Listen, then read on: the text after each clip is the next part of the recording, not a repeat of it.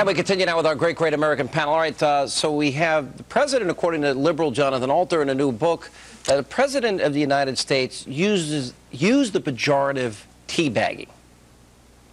I'll tell you, Sean, I've spoken at two Tea Party rallies, and what is so insulting about that is you find people that are out of the mainstream. They've never been involved politically, and this is a way to kind of neutralize them. There's an effort to try to make fun of these people and discourage them. You have people, they've never been part of the process. They want to get involved, and what are they told? They're racist, the white supremacists. Now you have the president taking a cheap shot at them. It is totally out of line.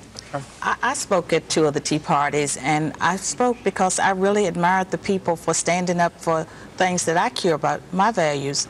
And they were people from all walks of life. And of course, there was no racism there that I observed. But a sexual connotation like this from the president of the United States, it seems so beneath. Oh, except for Bill Clinton. But it seems so beneath that I can't help myself. The dignity of the office, though.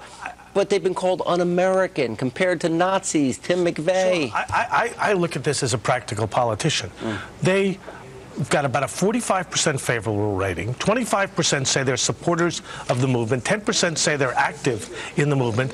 Why would the President of the United States and the Democrats in Congress and in the White House want to marginalize a core constituency, some of whom supported the President in 2008? So it doesn't make sense. It's stupid. Politically, it's dumb. It makes no sense. All right. We had the Phoenix Suns playing the San Antonio Spurs, and they changed, I guess, in honor out of a political statement.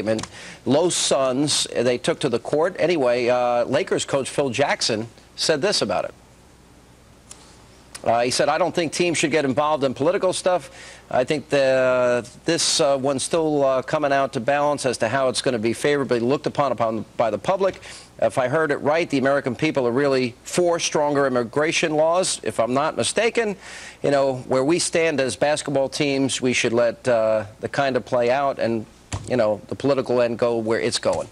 I found this, this debate is driving me crazy because from the president on down, they're being dishonest, Carol. They are. They're distorting. They're distorting the law. The whole thing about the law, because it actually makes it a state crime to do something that's already a federal crime. And so the only thing they're doing is actually enforcing the law.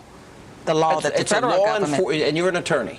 The federal government... The federal government should be... enforcing their laws. Right. And the state of Arizona, they made it a state crime, things that are already a federal crime. And so that's all it is. That's all. With specific provisions against racial profiling. That's right. And the president says, well, if you go into an ice cream shop, where are your papers? Well, first of all, 42 states mandate that you got to have identification on with you. People that have green cards, etc., are mandated to have this. These are laws already passed by Congress, signed into law by varying presidents. But Sean, I'm a Celtic fan, but I love Phil Jackson for doing this with the Lakers. And the Suns, I mean, shame on them. I don't know if you've heard the latest. I mean, they sometimes have jersey night or hat night. Now in Arizona, they may have green card night next week for some of the illegals. Did you spend all day writing that to I did not. But what is so insulting is the president is once again inflaming the situation. Yeah, he is. He did it last summer with the situation in Cambridge when he called the police stupidly, and now he's inflaming it again. But that's the point. I think John's onto something here. The president is purposefully inflaming the situation, purposely distorting it. Sean, we are living in trying times. The president is dividing America rather than seeking common purpose. Can't we let sports be sports, politics be politics, and have a common purpose in fighting terror, in bringing our country together to address our fiscal problems? The Democratic Party's not going to listen to you. They've got to. And it's actually good for conservatives like myself because it bothers me that he's not reaching out to conservatives, that he's disrespecting, a whole group of people that he apparently knows nothing about. All right, guys, good to see you. Thank you, Sean. Good panel tonight. And coming up, he claims to have the remedy for what is ailing the conservative movement in this country. Bob Tyrrell will join us with his plan to put conservatives back on the road to victory in the 20 midterm elections. That is next.